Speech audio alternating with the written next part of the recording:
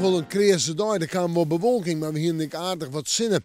En hier in Haas slagen de bewolking er net hier en dal in.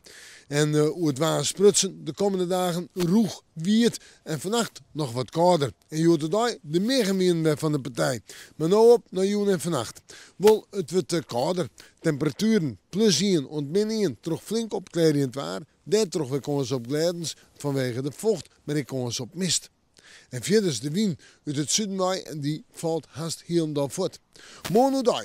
Eerst nog zinnen, eerst ik nog komen ze op glijdens in de petite maandtijd. Daarna komt de bewolking en in de midden rein. Maar misschien eerst ik nog wel even weer te sneeuw. Hield vooral ik van het oostelijke pad van de provincie. Ja, die koude lucht luidt er nog. En die wordt oprommen. 5, 6 graden letter in de midden. En het viel morgen ik werd er koud aan. Toch een krachtig onthuddewind uit het zuiden. In de jontijd, in de nacht nog altijd komen ze op wat rein. En dan zetten we terug naar het vooruitzicht. Sneeuw. Het wordt een dag met bewolking, misschien een beetje rein. Temperatuur op sneeuw, zouden we bij de 10 graden in de Muiderwijze. En het waait nog altijd een hut.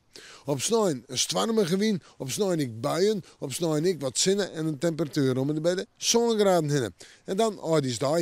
Ja, zo'n 8, 9 graden denk ik. En verder betiden rein en een hudde ontstormig wind betiden storm in het watergebied krijgt 8 tot 9 uit het zuidwesten mee. Maar in de jontijd in de nacht bekomt het wat. En het zou mooi wezen voor de eerwisseling. Nou ja, hoe dat uitpakt, we moeten morgen maar weer even in het waarschuwen.